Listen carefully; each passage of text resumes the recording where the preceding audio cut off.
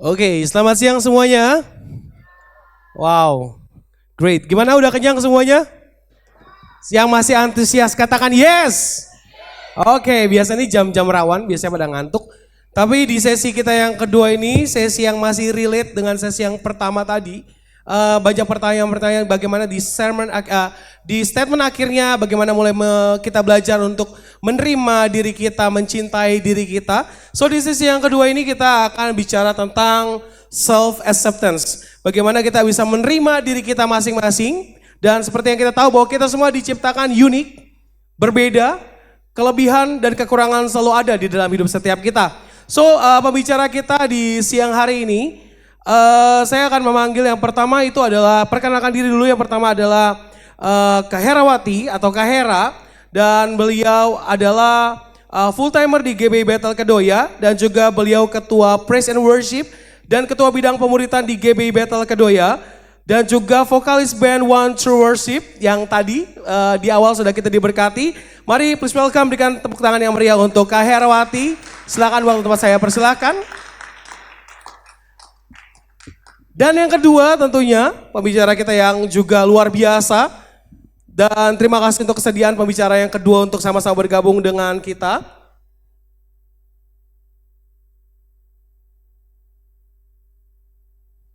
Oke, pembicara yang kedua ini nanti saya akan perkenalkan bernama Kak Vicentia. Kak Vicentia merupakan seorang yang luar biasa, dan Kak Vicentia juga adalah lulusan dari S1 DKV Untar dengan pekerjaan sebagai barista, guru dan job MUA. Dan tentunya Kak Vicentia akan membagi kisah hidupnya atau perjalanan hidupnya bersama dengan kita. Berikan tepuk tangan yang meriah untuk Kak Vicentia. Waktu tempat saya persilakan, dan akan ditemani oleh Kak Ani Tampu Bolon sebagai presenter, interpreter yang akan menemani Kak Vicentia.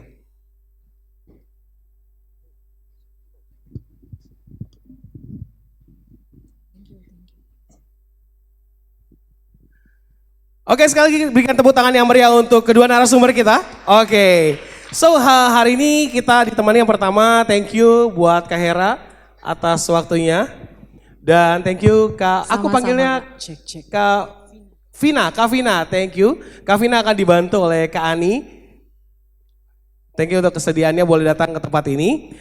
Di sesi yang kedua ini kita akan bicara tentang self acceptance, di mana tujuannya adalah kita tahu bahwa setiap kita tentunya punya kekurangan dan kelebihan masing-masing. So buat teman-teman hari ini pastikan stay tune, dengar baik-baik, dan nanti akan ada slide untuk boleh bertanya tentunya. Jadi slide nanti bisa bertanya pertanyaan apapun, dan juga bisa juga bertanya langsung. Dan untuk yang bertanya untuk 2 orang pertama akan mendapatkan goodie bag yang luar biasa dari sponsor kita hari ini. Oke, saya akan langsung menuju ke pembicara kita yang pertama, Kak Hera, sorry. Oke, ya. Kak Hera, apa kabar? Puji Tuhan. Puji Tuhan, baik ya, puji Tuhan. Kak Hera, bisa gak sih Kak Hera, kita langsung aja tutup poin aja nih Kak Hera ya. Tentunya di tema besar kita loneliness, gitu kan.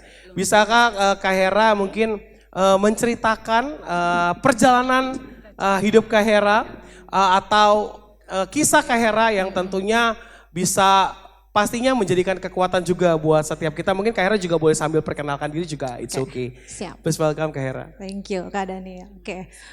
Shalom anak-anak muda yang hadir di tempat ini, shalom. Shalom. Terima kasih sebelumnya buat semua panitia dan juga Kak Daniel ya yang sudah memberikan kesempatan buat saya untuk sharing pada hari ini. Perkenalkan, nama saya Herawati Ginting. Saya sudah berkeluarga, suami saya ada di sini mendampingi saya dan sudah punya 2 anak sepasang, puji Tuhan. Mengenai masa lalu saya Kak Daniel ya. Jadi saya dari usia 3 tahun Kak Daniel sudah ditinggalkan oleh mama saya. Mama saya meninggal di usia saya 3 tahun dan papa saya meninggalkan saya dan dengan keluarga mama saya. Oke, jadi kakak meninggalkan. ditinggalkan ya? Jadi saya tuh dititipkan gitu. Oke, sama. dititipkan. Jadi waktu mama saya meninggal, papa saya menitipkan saya sama keluarga mama saya. Jadi kalau di orang Batak, di sini ada orang Batak, saya dititipkan sama opung gitu ya, sama opung dari mama gitu. Nah, papa saya ini bilang, titip dulu ya, saya mau cari kerja katanya. Tapi puji Tuhannya sampai sekarang nggak pulang-pulang.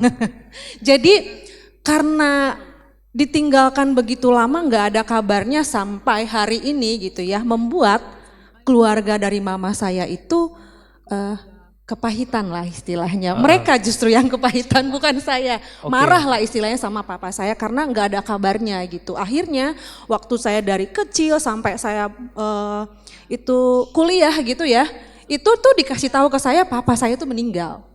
Oh jadi dikasih taunya papa kamu meninggal. Jadi yang saya tahu dari kecil tuh sampai saya usia 17 tahun sebelum saya berangkat ke Bandung kuliah gitu ya. Dikasih tahu tuh papa kamu udah meninggal gitu. Karena mungkin mereka kesel gitu. Kesel. Jadi sama keluarga dari papa itu saya nggak ada kenal sedikit pun gitu. Nggak tahu sama sekali keluarga papa tuh di mana. Karena memang besar sama keluarga mama sama opung. Sama opung misalnya ya. Gitu singkat ceritanya karena udah tua nih opung ya. Diantarlah, panjang banget sebenarnya ceritanya ada, tapi saya singkatin aja. Diantarlah saya ke panti asuhan di Dumai. Dumai itu di Riau ya, di Riau. Satu-satunya panti asuhan Kristen di Dumai. Dan yang punya itu adalah pendeta. Dia pernah jadi ketua BPD Riau pada saat itu, pendeta SOC Mare-Mare. Ketua BPD GBI ya. Kalau buat tahu Kak itu di usia keberapa Kak? Iya, diantar ke panti asuhan itu saya kelas 3 SD. Kelas 3 SD Dari berarti? kelas 3 SD sampai saya lulus SMA saya di panti asuhan. Itu berapa lama waktu ditinggal sama opung tuh sempat tinggal berapa lama Kak? Ya dari saya ditinggalin mama itu sampai usia kelas 3 SD itu. Oke. Di situ. Oke. Jadi singkat ceritanya saya diantar ke sana dengan tujuan opung saya ini berpikir saya sudah tua, saya nggak sanggup untuk mengasuh dia, mendidik dia. Jadi dia berpikir itu saya antar dia ke rumah Tuhan. Dari cara dia bicara tuh dia bilang saya antar ke rumah Tuhan karena memang kebetulan panti asuhan tuh punya gereja dan punya Pak Pendeta itu gitu. Jadi dia bilang saya antar cucu saya ini ke gereja biar Tuhan yang melanjutkan lah gimana hidup dia nanti ke depan karena buat dia aku udah tua terbatas gitu. Nah. Jadi opung sebenarnya menitipkan Kak Hera di panti asuhan dengan sebuah pemikiran atau kepercayaan untuk diserahkan sama Tuhan untuk bagaimana Tuhan berproses atas hidupnya Kak Hera ya. Karena dia pikir kalau dikasih sama Tuhan pasti hidupnya tuh berubah, hidupnya pasti akan nggak seperti yang mungkin dipikirkan gitu kan, akan malang atau apa gitu. Jadi diantar ke gereja gitu. Oke. Dan itu kakak tinggal di panti asuhan tuh berapa lama? Kurang lebih 10 tahun. 10 tahun 10 ya? tahun dari saya kelas 3 SD sampai SMA kurang lebih. Oke. Thank you Kak Hera. Aku lanjut ke Kak Vina ya. Nanti Kak Vina akan dibantu sama Kak Ani. Kak Vina, thank you. Apa kabar Kak Vina? Baik. Kabarnya baik, Kak sambil bantu ya Kak. Saya belum fasih ya, jadi masih butuh Kakak Ani untuk translate buat kita. Oke, Kak Vina, ya bisa Kak Vina bisa Kak bercerita cerita tentang perjalanan hidup Kak Vina untuk bisa memberikan kekuatan buat kita semua. Kekuatan untuk semua anak-anak muda. Ya. Shalom, waktu saya tuli, kenapa? Waktu mama saya sakit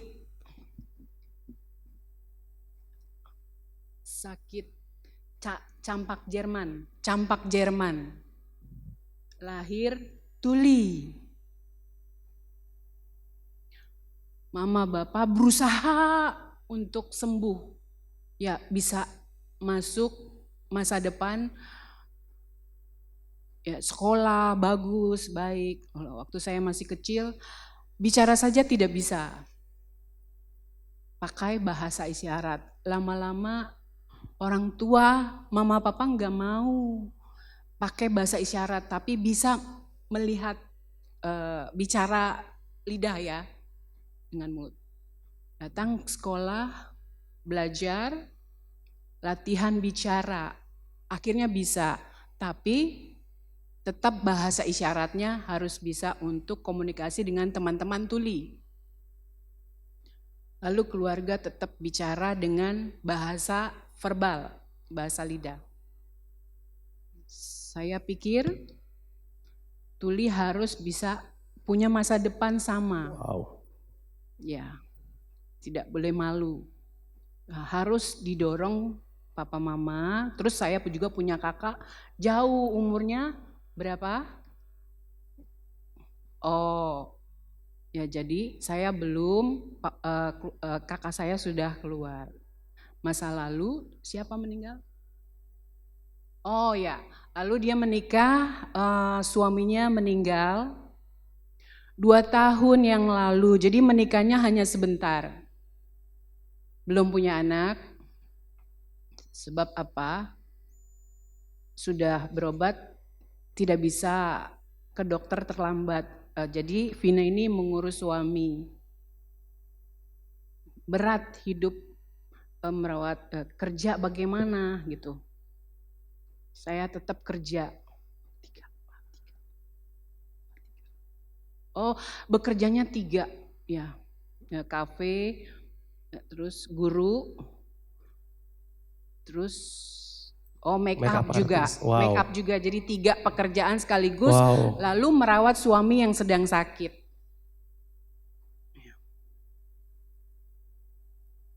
Urus suami hampir 3 bulan meninggal. Udah gak bisa usaha apapun. Saya pikir, aduh bagaimana saya harus melanjutkan hidup tapi saya kehilangan suami saya. Saya tadinya mau menyerah tapi saya pikir nggak boleh menyerah. Tetap berdoa. Wow. Kenapa? Ada keluarga, ada teman-teman tetap dukung saya, ada Tuhan juga. Saya pikir masa lalu suami dulu bilang kamu harus bisa konten make up segala macam. Jadi saya baru sadar bahwa itu peninggalan suami saya. Saya pernah dibully juga karena tuli. Jadi saya berusaha 3 pekerjaan itu untuk membuktikan bahwa tuli bisa. Ya, tuli bisa setara. Ya, saya janji sama diri saya dan suami saya sebelum meninggal saya akan usaha. Sampai sekarang masih tetap berusaha 3 pekerjaan itu. Terima kasih Tuhan. Kasih tepuk tangan dong yang meriah buat Kavin dan juga Kak Hera. Luar biasa banget teman-teman. So, get the point, benar-benar luar biasa perjuangan dari Kak Hera juga Kavina di dalam kehidupan mereka berdua teman-teman. Kavina, kalau aku boleh tahu, maaf kalau mungkin menyakiti hati, kalau boleh tahu, ya. Gak apa-apa katanya. Apakah sejak kapan Kavina? Ya. Lahir tadi kan diceritain. Sejak lahir ya berarti lahir. ya. Jadi mama papanya nggak terima dia tuli, tapi udah usaha segala macam tapi tetap tuli. Karena campak Jerman ya. yang. Ya karena kena sakit campak Jerman. Oke. Kak Vina berapa bersaudara? 4. Apakah semuanya sama? Semua tuli atau sendiri? Sendiri. Wah, hanya Kak Vina sendiri berarti. Jadi, ya? Vina sendiri tuli. Oke, aku akan ke Kak Hera dulu sebentar ya pertanyaannya. Kak Hera, di dalam perjalanan hidup Kak Hera dari kecil, mungkin dari SMP, SMA dan sampai dewasa sekarang. Apakah Kak Hera pernah merasa minder atau rendah diri di dalam kehidupan Kak Hera? Pernah gak ya? Pernah lah, pasti pernah gitu. Pasti pernah. Waktu apalagi itu waktu Natal gitu ya, waktu masih kecil gitu. Kalau anak-anak orang lain kan yang orang tuanya ada gitu kan, dia pasti Natalan sama mama papanya, terus dia baju baru dan lain sebagainya gitu kan. Itu kayak berasa banget gitu. Itu kalau masih kecil ya. Yeah. Cuman karena masih anak kecil kan kadang nangis, kadang happy kalau udah Iya. banyak teman-teman juga di Iya. panti asuhan ya kan. Tapi udah mulai dewasa, mulai merasa wah aku nih berbeda nih gitu. Kayak berangkat sekolah, kebetulan kami tuh di panti asuhan tuh ibu pengasuhnya itu sangat bukan dia jahat tapi dia tuh mendidik kita supaya kita tuh bisa survive gitu. Supaya kita tuh bisa kita disiplin, ada doa pagi, doa malam gitu ya. Terus berangkat ke sekolah jalan kaki jauh. Jalan Hampir- kaki tuh Kak? Ya 5 kilo. 5 kilo Ya, sehari. Itu SMA loh. SMA, Oke. anak SMA cewek jalan kaki gitu ya. Kadang-kadang kita liatin teman kita diantar jemput sama mama papanya itu kayak berasa banget Kak. Itu sangat bikin Kakak tuh rendah diri banget ya. Itu apalagi kalau misalnya ada cowok yang kita suka gitu kan, itu kan membuat kita jadi kayak wah gua nggak pantas sih, pasti gua nggak bisa sih dapetin dia istilahnya gitu. Iya, iya. Gua nggak mungkin lah disukain juga sama dia. Pasti kan ada masa-masa puber ya Kak ya, Iya. masa-masa itu gitu kan. Jadi kayak wah kayaknya aku nih nggak akan pernah mendapatkan seseorang yang bisa mengasihi aku apa adanya gitu dengan keberadaan yang kayak gitu. Jadi mindernya itu di semua fase ada gitu. Dari kecil naik ke SD, kalau di SD gue suka diejekin, ih anak panti lu gitu. Oh, jadi kehidupannya juga pasti waktu sekolah ya. Jadi teman-teman di sekolah kan Pak, mereka kan pasti tahu kita tuh anak panti gitu. Kadang kan Ada kita gitu juga ya. nggak punya uang jajan misalnya kan, karena ibu pengasuh kita ini sangat, kita tuh nggak boleh jajan, dikasih makan dari rumah, Iya. makan. Jadi nggak ada jajan ya, uang yang ada tuh ditabung untuk bayar uang sekolah dan sebagainya gitu. Jadi di sekolah tuh saya tuh kebetulan pintar-pintar aja berteman gitu. Kebetulan selama saya sekolah gitu ya, yang paling orang suka sama saya itu belajar agama. Karena kan hidupnya di gereja ya. Oke. Jadi nilai agama itu pasti selalu bagus dan semua orang mau. Pokoknya kalau udah bagi kelompok, aku mau sama Hera gitu, karena pasti nilainya bagus ya. Orang hari-hari makanannya firman Tuhan ya. Jadi sebelum gurunya ngajar aja saya udah tahu jawabannya gitu. Iya. Jadi untuk belajar agama semua tuh mau sama saya. Tapi kan itu kan kalau teman-teman Kristen ya. Kalau yang lain kan sekolah negeri ya, waktu SD, sekolah negeri kan dia nggak tahu apa-apa tentang kita gitu. Jadi dia menganggap kita sebelah mata gitu loh, meremehkan kita. Jadi suka ngejekin, ih anak panti lu gitu. Makanya gak heran Kak Hera sekarang ini udah selesai, baru lulus ya kemarin ya.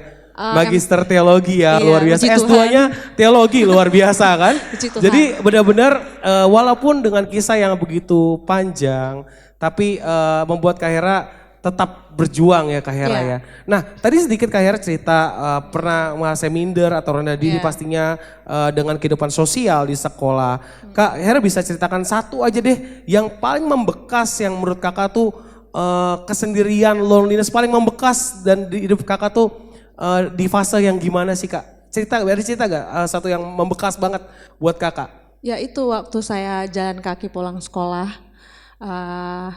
waktu kalau dulu atau SMA tuh masih ada masa-masa kalau mau UN ya, Iya, kuliah UN. UN gitu kan, ada tryout kalau nggak salah, percobaan sebelum UN kan. Iya. Itu kan jamnya itu 1 jam setelah pulang sekolah. Oke. Jadi kayak mepet gitu kan. Nah kalau pulang ke rumah, itu kan kalau kita pulang ke panti gitu kan, Iya. itu makan waktu di jalan terus Iya, harus balik lagi. karena 5 kilometer jaraknya. Iya, jadi kadang-kadang saya ini, ya walaupun misalnya kayak gini, saya maksudnya berusaha pinter cari teman gitu loh. Jadi ada satu teman saya, itu masih ada, kita sampai sekarang tuh masih berteman. Dia sekarang kerja di Batam, di bank, jadi kita masih komunikasi.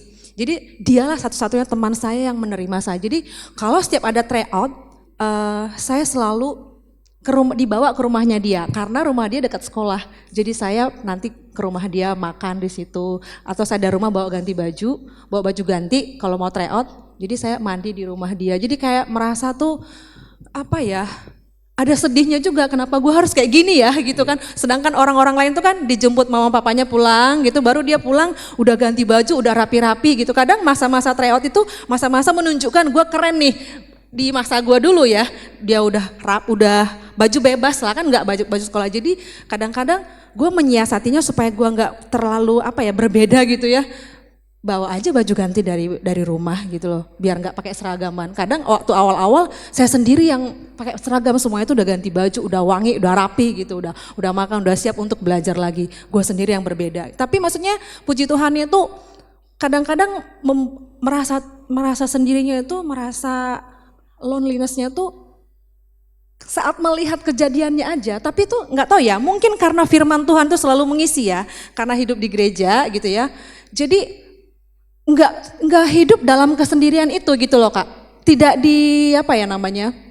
istilahnya nggak Resapi terlalu dirasapi lama gitu atau loh. Langsung kayak ada pikiran, langsung kayak bangkit aja, ngapain kamu malu, ngapain kamu minder gitu, bawa aja baju kamu dari rumah, maksudnya langsung cari jalan keluar gitu loh. Ya, Puji jadi buat Tuhan ya teman-teman gitu. juga yang ngerasain Iya. minder juga itu begitu pentingnya kita juga Iya. harus mulai berani juga untuk Iya. melangkah sesuatu Yes. yang lebih, Iya. terutama dengar tetap dekat dengan Tuhan itu penting banget Iya. teman-teman gitu, dan itu membantu banget buat Kak Hera untuk Iya. bertahan, untuk bisa sekalipun mungkin dari panti asuhan dan lain-lain, Kak Hera berusaha untuk walaupun sempat nggak bisa terima ya dengan keadaan Iya, ini iya. tentunya. Ya manusiawi pasti nggak bisa terima Kak, kenyataannya gitu kan. Kita hidup kan sama orang lain gitu Betul. kan yang, setiap orang kan pasti punya kelebihannya masing-masing gitu kan. Tapi ya puji Tuhan karena selalu dicekoki sama firman Tuhan gitu ya, sama ibu pengasuh di sana, itu yang mungkin membuat saya tuh cara pandangnya berubah. Jadi gitu. pentingnya kita bisa mengkontrol diri kita Iya, untuk iya. melakukan apa tindakan respon kita Iya, menanggapi sesuatu. Thank you Kak Hera. Aku ke Kak Vina nih.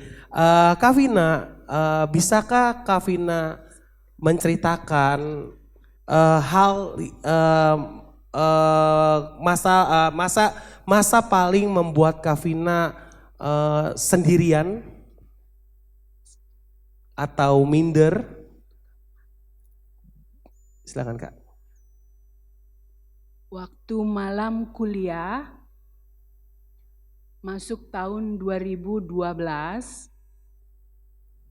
saya merasa sendiri karena kuliahnya kan di Untar orang-orang normal, orang-orang dengar ya, dia sendirian. Sebab apa? Teman-teman membuli dia. Yang nggak ada yang mendukung, nggak ada akses juga. Ya nggak ada yang bantu, semuanya sendiri. Kerja kelompok juga sendiri, bagaimana gitu ya. Ya, dosen bicara gitu, ngajar, apa? Gitu, nggak paham. Bagaimana saya bisa lulus? Bagaimana saya bisa belajar? Tapi ada teman sebangku mungkin ya, WA dia, ya nanti minta tolong nanti. Jadi temannya juga konsentrasi kuliah itu gitu ya. Ya, yang kedua. Ya orang lain punya teman lain lagi, dia tanya, ngomongnya cuma pendek, dia pengen tahu apa yang dijelaskan dosen itu, cuma dikasih udah ini doang gitu, sementara dosen itu ceritanya panjang gitu, jadi dia apa sih gitu ya, nggak ngerti, ya. Jadi bagaimana ini gitu ya semester 1, nah saya tunggu sampai selesai. Ya, dosen mengajar, akhirnya nanya langsung ke dosen, maaf tadi menjelaskan apa saya tidak paham. Jadi dia berusaha gitu ya, nggak menyerah. Ya, jadi dosen itu membantu menulis, terus dijelaskan, dia bertanya, ya sampai dia jelas gitu. Jadi dijelaskan sudah paham. Jadi dia langsung datang ke dosen yang nggak menyerah. Aduh bagaimana? Dia berjuang gitu, bagaimana caranya temennya kasih sedikit gitu, yang teman yang lain tunggu, tapi ditungguin nggak ada, akhirnya langsung ke dosen, maaf saya minta penjelasan ulang gitu, jadi dosennya baik ya. Dan malam-malam tugas kelompok, ada lagi tugas kelompok, nah ikut kelompok, lama-lama teman-teman nggak mendukung dia. Ya, selalu bilang tunggu Vina, ntar gitu. Sampai waktu kumpul nggak ada kerja apa-apa gitu ya. Kalau orang normal kan taunya jadi ya. Tapi kalau bagi dia harus tahu, hebat ya. Ya, jadi NIM-nya itu nggak dimasukin di kerja kelompok itu, nggak ada. Jadi nggak ada nilainya buat dia gitu. Marah dong, wajar ya marah ya. Bukannya dia bengong tapi nggak ada yang kasih tahu saya harus apa di kerja kelompok itu. Nah ada lagi kelompok lain, bantu kerjaan, saling membantu. Nah belajar, iya. Kesel, tapi belajarnya itu dia nggak paham juga. Jadi akhirnya dia lapor dosen, nah bagusnya di situ lapor dosen. Nah, ini ya saya bukannya nggak mau kerja kelompok, tapi dia ngerjain sendiri langsung kirim ke dosen. Ya, Oh, mamanya telepon dosen bantu jelasin masalahnya bagaimana. Dosen bilang, oke, nama siapa, NIM nomor berapa, dijelasin nanti kumpul, ya jadi dinilai. Oke, jadi nilai sendiri, bukan kelompok lagi. Ya, dia tunggu-tunggu teman-teman, ya kumpul, dosen lihat nama, ya Vina sendiri, ya. Terus akhirnya dosen bilang, kenapa Vina ini nggak ada di kelompok kamu gitu. Teman-teman bilang, teman-teman banyak alasannya pokoknya. Ya, jadi dosen marah, kamu jangan bohong, mamanya Vina telepon. Ya. Vina kecewa dengan kalian semua, kalian tidak saling mendukung dalam tugas, menyelesaikan tugas. Ya. Jadi teman-teman itu nilainya dikurangin, ya dia lulus akhirnya, puji Tuhan. Oke. Ini masalah bully tadi ya, Yang dia ingat. Ketiga, apa ini? Oh, dosen tidak bantu. Ada juga dosen yang jahat. Ada juga dosen yang gak kebantu. Ya. Jadi, ya asisten dosen lihat, ya di foto tugas-tugasnya itu, ya dinilai, terus dijelaskan sampai UTS. Ya, kamu kok nggak ada kelompoknya gitu. Saya udah tanya teman-teman gitu, guru itu, dosen itu alasan kamu harus kelompok gitu, nggak bisa masuk gitu ya. Aduh, bagaimana ini gitu ya. Saya nggak bisa, saya nggak dimasukin kelompok gitu ya. Ya sudah, kamu sendiri memang bisa gitu. Jadi menganggap remeh gitu. Akhirnya kumpul, selesai. Nah. Jadi dosen itu baru nyadar teman-teman yang di kelompok itu nggak bisa seperti Vina. Kamu harusnya malu sama Vina gitu. Nilai Vina bagus sendiri. Kalian sudah dijelasin secara jelas, tapi mana hasilnya lebih bagus Vina. Jadi dosen bingung, teman-teman bingung ya. Dia jadi karena rajin bertanya, terus tidak menyerah, hasilnya lulus. Wow, kasih tepuk tangan yang meriah dong teman-teman. Ya, Kak Vina ini lulus sarjana DKV ya, dia lulus DKV di Untar. Sarjana apa? Untar. Apa? Jurusan. Apa tuh? Aku nggak ngerti. DKV ya, DKV ya. Wow, dan yang kita bisa tangkap teman-teman, walaupun Kak Vina mengalami kekurangan, keterbatasan, tapi itu nggak membuat Kak Vina itu menyerah.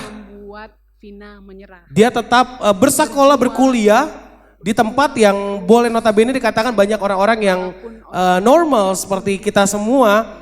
Tapi apa yang terjadi teman-teman, itu nggak membuat Kak Vina menyerah di dalam hidupnya. Dan itu membuat dia bertahan. Bahkan teman-teman boleh juga nanti bisa lihat IG-nya Kak Vina. Ya, konten kreator, banyak make up yang begitu luar biasa. Sekali lagi boleh kasih tepuk tangan yang meriah untuk kedua narasumber kita dong teman-teman. Wow, teman-teman luar biasa banget. Teman-teman, dan Kak Vina tuh di sini nggak sendirian teman-teman ya. Tidak sendirian. Ada aku nyebutnya apa ya? Teman sahabat tunarungu. Oke, di sini ada teman-teman sahabat tunarungu. Mungkin boleh berdiri. Sahabat-sahabat tunarungu mungkin boleh berdiri. Wow, banyak ya teman-teman. Ya, teman-teman, ini event yang kita buat benar-benar kita mencoba untuk bisa bersama berkolaborasi. Dan bagaimana kita juga harus tahu bahwa sahabat tunarungu adalah ciptaan Tuhan, di mana Tuhan punya rencana yang indah tentunya untuk setiap sahabat tunarungu yang ada di tempat ini. Baik, aku akan lanjut sampai ke Kak Hera juga nih. Kak Hera, apa hal yang di dalam perjalanan hidup Kak Hera pasti ada naik turun dan kesepian dan lain-lain gitu kan. Bagaimana sih cara Kak Hera mengatasi trauma atau mungkin pernah diledek, dibully secara nggak langsung, mungkin dikatain anak panti dan lain-lain. Bagaimana cara Kak Hera menghadapi hal itu? Cara menghadapinya saya mengupgrade diri saya, menunjukkan bahwa saya nggak seperti yang mereka pikirkan, saya nggak mau direndahkan, ya mungkin giat belajar, mengupgrade diri gitu loh, lakukan sesuatu yang bisa membungkam mulut-mulut orang yang kayak apa ya, julitin kita gitu ya, ngatain kita gitu ya, ya kita bungkam dengan apa? Prestasi, lakukan sesuatu yang membuat orang itu, kamu tuh nggak seperti yang, saya tuh nggak seperti yang kamu pikirkan gitu. Terus gini, hidup kita tuh nggak ditentukan sama perkataan orang lain. Jangan pikirkan perkataan orang lain. Hidup kita ditentukan oleh apa kata Tuhan. Amin. Amin. Apa kata Tuhan? Itu yang membuat saya tuh kayak, yuk semangat bangkit. Apa kata orang saya nggak peduli. Tapi saya mau ingat apa kata Tuhan tentang saya. Saya berharga, saya dikasihi. Wow. Sehingga buat saya bisa survive gitu. Ya, wow. Kasih tepuk tangan dong yang meriah buat Kak Hera. Wow. Teman-teman, angka tingkat bunuh diri di Indonesia itu mengalami tingkat yang sangat signifikan di bulan-bulan akhir ini teman-teman. Dan rupanya dari hal Kak Hera cerita ini kita dapat menangkap sebuah pelajaran bahwa ketika kamu mengalami trauma atau bully, you must fight. Kamu harus berani ngelawan, kamu harus berani menunjukkan, bukan malah self-pity atau mengasihani diri sendiri yang membuat akhirnya kita memutuskan untuk melakukan tindakan seperti bunuh diri, narkoba, narkotik dan lain-lain ya Kak Hera ya. Ya, betul. Nah oke, Kak Hera secara diri Kak Hera nih bagaimana pengalaman Kak Hera sih waktu tinggal di panti asuhan tuh ada pengalaman unik tersendiri gak sih yang sangat membekas buat diri Kak Hera? Pengalaman unik apa yang positif atau negatif? Iya boleh positif, boleh negatif juga dong ya. Ini emang deep talk juga, agak dark juga sih kayaknya. Kan pasti ada positifnya, pasti ada hal yang gak enaknya gitu tanpa mungkin gak maksud menjelekan atau apapun, tidak gitu ya. Tetapi ini bagi personal diri Kak Hera sendiri. Pengalaman yang luar biasa yang saya dapatkan waktu saya di panti asuhan itu adalah saya di sana dibentuk.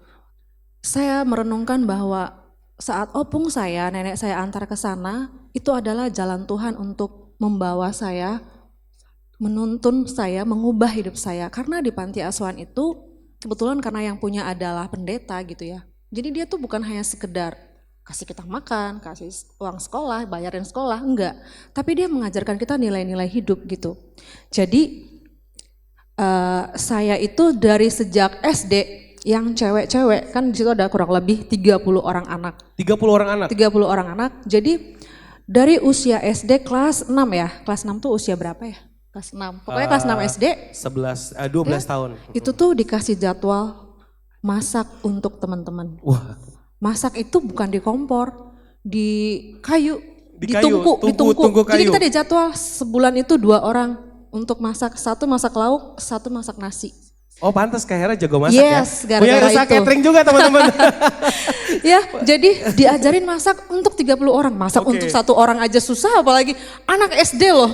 Oke. Dan itu disuruh dilatih. Saya nggak tahu, mungkin beberapa orang anak-anak di situ merasa kita ini disiksa gitu. Iya. Tapi saya meresponnya adalah saya sedang dibentuk Tuhan, saya sedang diajarin gimana saya supaya bisa masak untuk teman-teman saya. Tergantung respon berarti segala Tergantung sesuatunya. respon. Saya masak aja. Kadang memang waktu awal-awal nggak enak masakannya, nasinya benyek gitu kan, atau keasinan. Nanti dikoreksi sama ibu pengasuh saya, nasi kamu benyek, kurangin airnya. Dan masak itu bukan di Magicom mah gampang. Masaknya di dandang yang gede, orang untuk 30 orang. Jadi setiap hari tuh kayak masak untuk pesta. Dan kita harus bisa mengukur besar kecilnya api dari ini kayu. Pakai kayu bakar ya. Sekarang mah enak ya. Iya, jadi kita juga jadi pinter ngelihat mana kayu yang bagus untuk nyalain api, mana tingkat kepanasan api itu suhunya gitu loh. Jadi pinter ngaturnya. Oh, ini kebanyakan kayunya, bisa ngurangin. Jadi apa ya? Saya melihatnya tuh saya tuh dibawa Tuhan ke sana lah. Cara Tuhan membentuk saya, mempersiapkan saya untuk hal yang lebih besar. Tapi benar kata Kak Daniel, tergantung respon. Karena apa? Enggak semua anak-anak yang ada di situ seperti saya. Dari 30 orang itu mungkin saya hanya satu-satunya yang sampai hari ini survive, bahkan bisa sampai MTH gitu ya.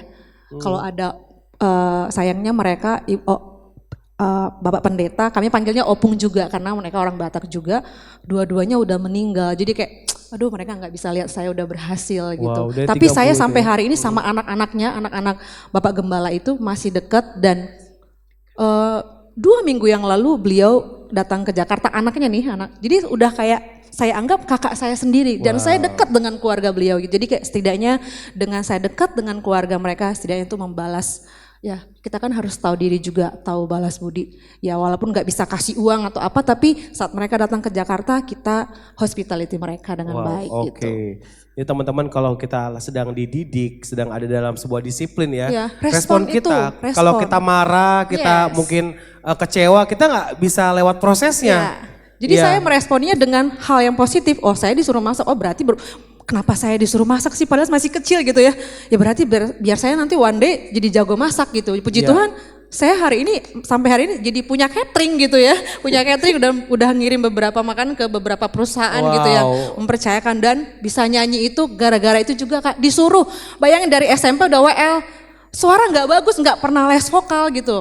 Jadi kalau bisa sampai hari ini menjadi vokalis band gitu kan itu karena dibiasakan disuruh dipaksa awalnya kamu WL gitu, kamu WL, aduh nggak bisa pun nggak suaranya nggak ini WL disuruh WL. Jadi karena terbiasa saya juga mau gitu ya, akhirnya suara juga terasah gitu kan karena sering nyanyi kan terasah. Jadi sampai hari ini saya nggak pernah les vokal Kak. Jadi otodidak, belajar otodidak gitu. Oke, wow, kasih tepuk tangan buat Kaira dong. Ada 2 single ya kayak udah keluar ya? Untuk OTW ya. Oh iya, oke, thank you. Aku sekarang ke Kak Vina, oke.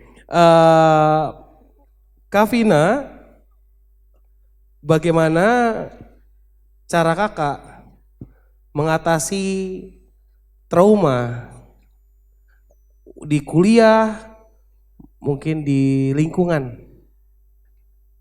Silakan Kak.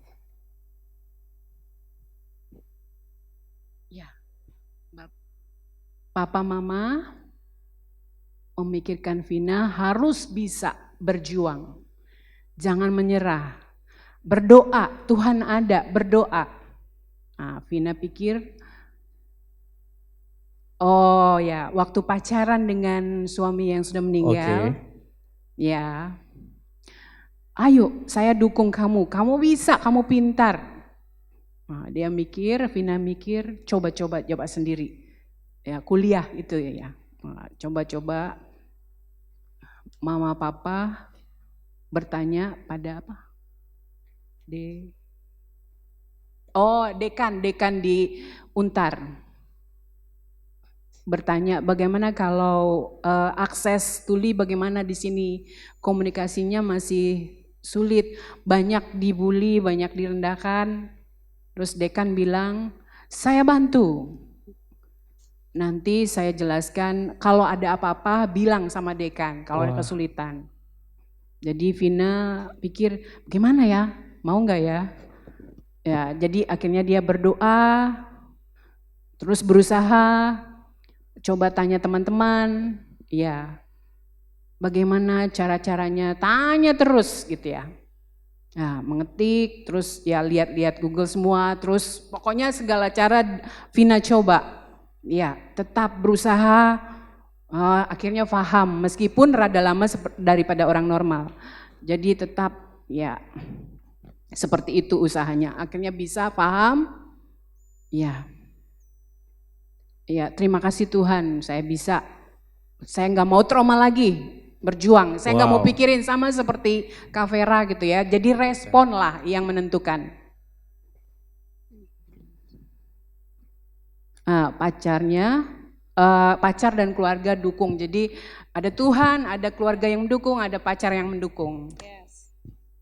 Iya, yang terutama Tuhan, jangan lupa.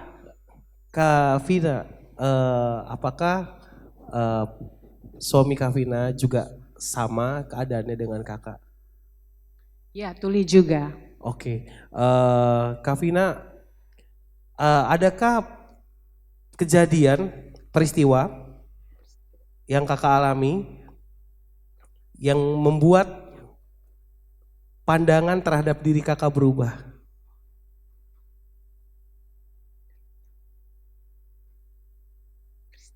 Peristiwa apa? Ya.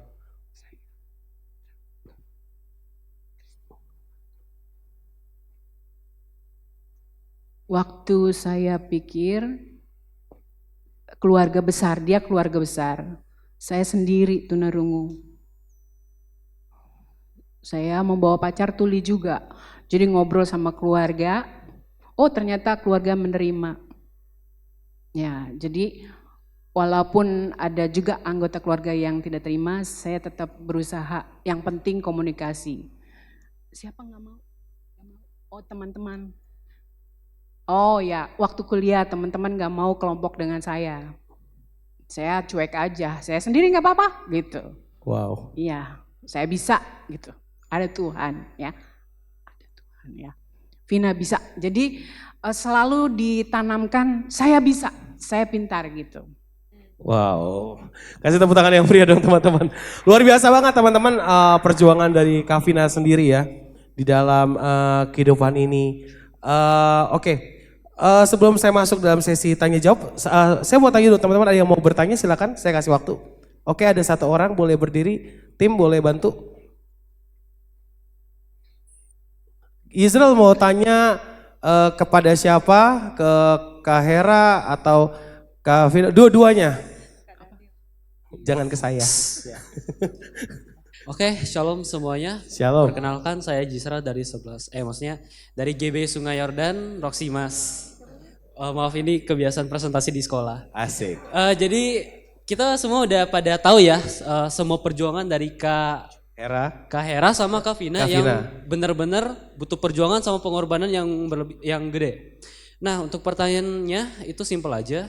Bagaimana pandangan Kak Hera sama Kak Vina melihat generasi strawberry sekarang yang punya tipikal tuh lembek, terus egois, dia malas dan manja dan boros dan keras kepala. Dan semisalnya generasi strawberry itu dihadapkan dengan kondisi yang Kak Hera dan Kak Vina alami itu kira-kira bagaimana? Udah sekian pertanyaan saya, terima kasih. Kak Hera boleh. Terima kasih buat pertanyaannya. Pandangannya terhadap generasi strawberry ya? Ya, generasi sekarang. Yang gampang menyerah, gampang itu ya. Ya, pandangannya ya mungkin apa ya? Kenapa dia mudah menyerah? Itu kan pasti ada penyebabnya. Betul. Ya kan? Mungkin nggak ada yang support dia atau nggak ada yang mendukung dia atau standar dia terlalu tinggi.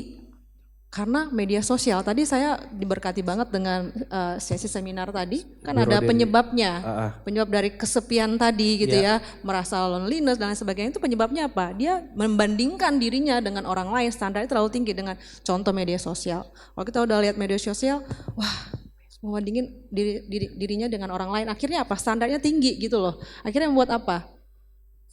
Gampang menyerah jadinya. Gampang nyerah gitu. Terus apa? Kadang kita tuh hanya melihat keberhasilan orang lain. Iya.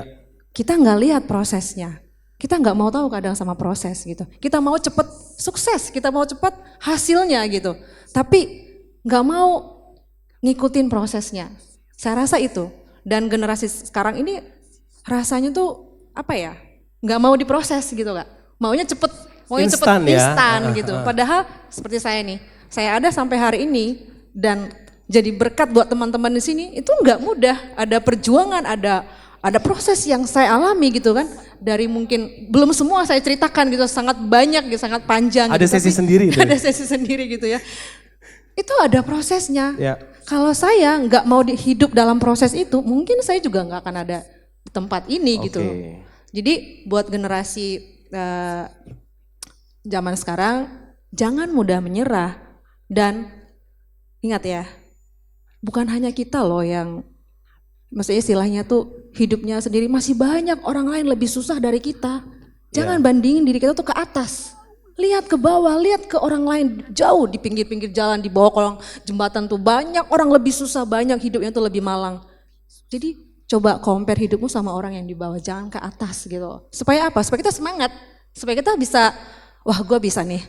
Ternyata masih banyak orang yang bukan berarti kita iniin mereka ya, tapi supaya kita semangat gitu loh. Masih pentingnya banyak bersyukur ya. Bersyukur gitu loh, bersyukur, semangat gitu loh. Jangan dan mau diproses, jangan mau apa ya, kadang udah lagi menghadapi baru aja dibully sedikit langsung ngerasa kayak wah gue ini gak berharga, langsung padahal belum tentu loh semua orang berpikir seperti itu sama Betul, kamu betul. gitu Ya, loh. ya. Itu kan kadang hanya ada di pikiran kita doang gitu. Ya, oke. Ya, kurang lebih itu kan. Thank you Kak Pak Hera. Sekarang aku ke Kak Vina.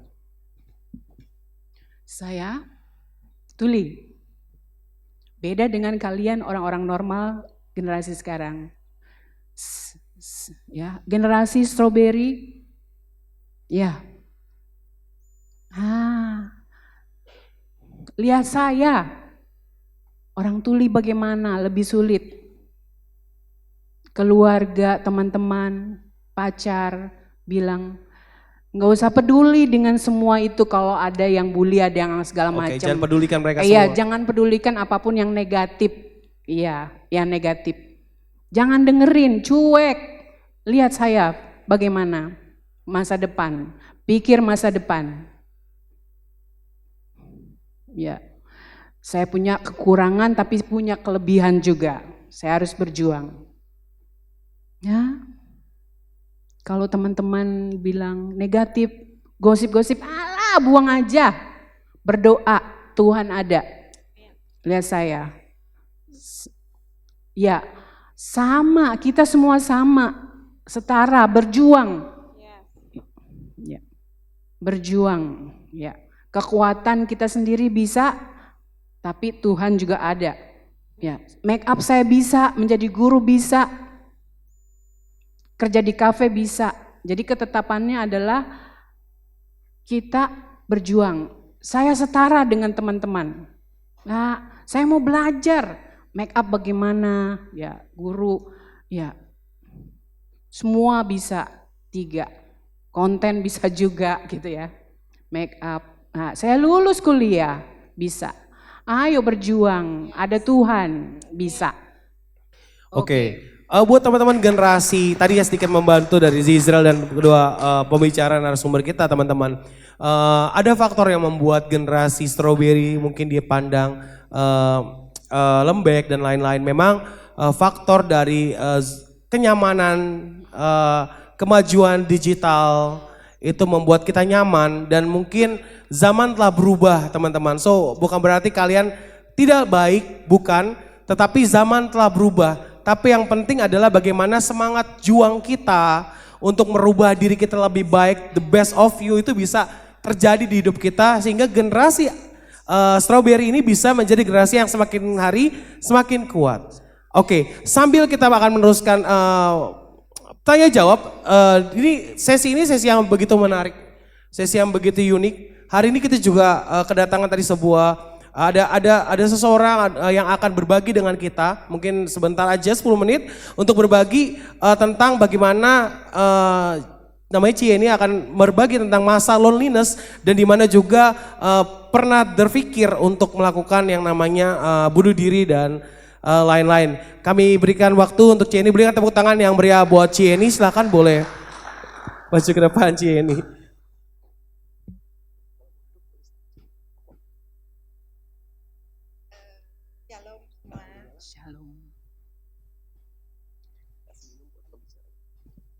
Shalom semua. Shalom. Ya, ini sambil duduk. Gak apa-apa sih, silakan. Duduk ya. Ya, teman-teman. Pertama sebelum saya kesaksian, saya pengen tanya kepada kalian. Motivasi kalian datang hari ini setelah kalian tahu judulnya loneliness. Dan kalian sudah baca judulnya self acceptance, penerimaan diri, dan restoring heart, hati yang dipulihkan. Saya pengen tanya, boleh nggak salah satu di antara kalian mewakili saya, tujuan kalian datang hari ini apa? Boleh? Ada satu orang yang angkat tangan?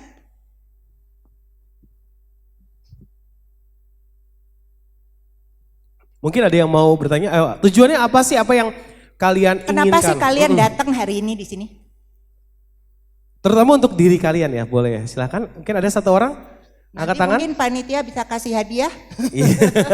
Satu aja kasih jawaban. Oke, ada satu di belakang. Ya, Oke, silakan. silakan. Oke. Sebentar, mic-nya sedang menuju ke sana.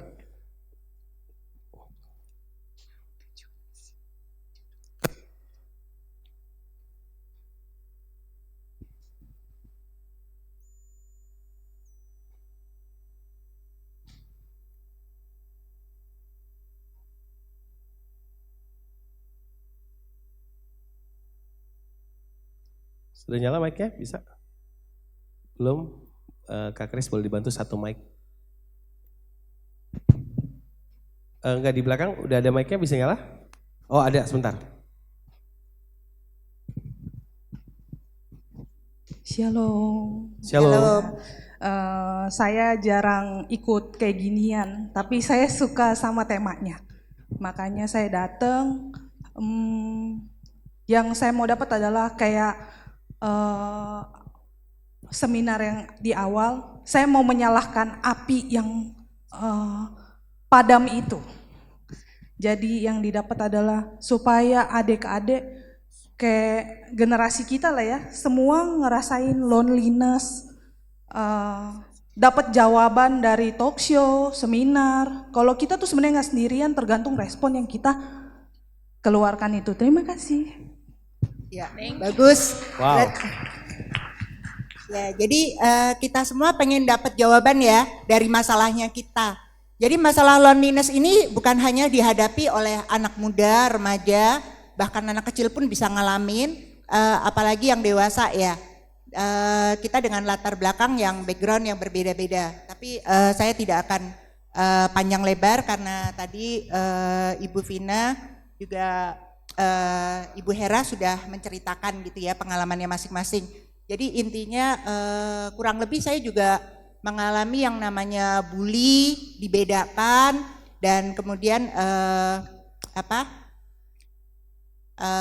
mengalami yang tadi di video itu kan ada gambar ya yang cewek bercermin gitu kan. Tadi ada ya yang di cermin itu? Iya. Ya kan? Ngaca di cermin, tidak ada yang memahami aku dan gini-gini. Nah itu mengingatkan saya pada saya dulu, saya suka tempat saya menangis itu di WC. Di WC kemudian saya menangis memandangi wajah saya di cermin itu gitu loh. Nah kemudian self pityness, betapa saya mengasihani diri saya. Dan waktu itu saya bilang ini, buat apa saya hidup kalau nasib saya seperti ini gitu. Dan kemudian itu waktu itu saya berpikir gini, lebih baik saya mati, dan saya juga menyalahkan Tuhan. Dan waktu itu juga pada umur SMP kali ya, itu saya juga mengiris-ngiris tangan saya, juga mengiris kaki saya. Jadi saya beset-beset gitu pakai pisau. Cuman akhirnya ada yang membuat saya teringat, aduh kalau saya nanti iris-iris ini nggak jadi mati beneran, tapi kemudian saya cacat, waduh gimana gitu ya, saya nggak mau jadi orang cacat gitu kan. Dan saya membayangkan betapa orang tua saya gimana gitu, hatinya hancur. Walaupun kadang kita dimarahin, kadang kita diapain, tapi saya tahu mereka mencintai saya. Dan gimana kebayang kalau mereka tahu saya meninggal, gimana perasaan orang tua saya gitu, ngeliat mereka yang lahirin saya, membesarkan saya meninggal. Nah kemudian pada saat saya seumur seperti ini, saya sudah jalan pelayanan, satu saat saya galau, jadi pokoknya galau terus gitu, kayak cacing kepanasan. Kemudian saya bertanya sama teman saya, mentor saya tanya, kenapa saya seperti ini? Lalu saya didoakan, dia bilang, ayo kita tanya sama Tuhan, kamu kenapa gitu kan. Nah, waktu saya didoakan itu, dia berbahasa roh, lalu dia bertanya sama saya, apa yang saya lihat? Apa yang Tuhan bukakan ke kamu? Ternyata saya melihat ketika saya tuh mengiris-ngiris tangan saya. Nah itu yang saya tidak teringat lagi. Saya waktu itu ikut SHDR seperti kalian hari ini hadir di Holy Party ini. Dan waktu itu saya pelepasan dari rejection, pelepasan daripada kemarahan terhadap orang dan kebencian. Saya pikir di situ sudah selesai. Umur 23 atau 21 waktu itu. Nah tetapi ternyata sekarang yang Tuhan bukakan saya adalah ketika saya mengiris-ngiris tangan itu. Yang kedua, ketika saya melihat di cermin, ketika saya sedang menangis di WC itu. Nah kemudian teman saya tanya, adakah pribadi lain yang di samping kamu? Kemudian waktu saya merem begini, saya melihat ada pribadi seseorang yang di samping saya. Dan dia mendekap saya. Dan ternyata itu adalah Tuhan Yesus yang tidak pernah meninggalkan saya. Dia ada di belakang saya dan meninggalkan saya. Dalam situasi apapun walaupun waktu itu saya masih kecil. Di saat saya merasa loneliness, di saat saya merasa sedih, saya merasa semua orang tidak mengerti saya, bahkan orang tua dan teman-teman saya, saudara kandung saya, ternyata ada Yesus pada saat itu dan saya tidak tahu. Bahkan sebelum saya mengenal Yesus, Yesus sudah mengenal saya dulu. Dan kemudian kemudian dia bertanya lagi sama saya, apa yang kamu rasakan sekarang? Saya bilang, saya merasakan ada tangan Tuhan menyentuh hati saya. Dia bilang, karena saya merasa Tuhan Yesus sedang menyembuhkan kamu. Setelah selesai itu, dia selesai mendoakan saya, kemudian dia bilang lagi sama saya, kembali ke posisi itu. Kembali ke posisi yang tadi kamu melihat tangan kamu diiris-iris. Kemudian saya bilang, saya nggak bisa kembali lagi ke situ. Saya nggak bisa lihat itu lagi. Tidak ada bayangan itu lagi. Artinya saya sembuh, gitu loh. Dan dia bertanya sama saya sebelumnya, kamu waktu itu kamu ngomong apa pada saat kamu ngaca itu? Saya bilang, saya mungkin berbicara bahwa saya bilang, saya menyalahkan Tuhan dan saya bilang lebih baik mati saja.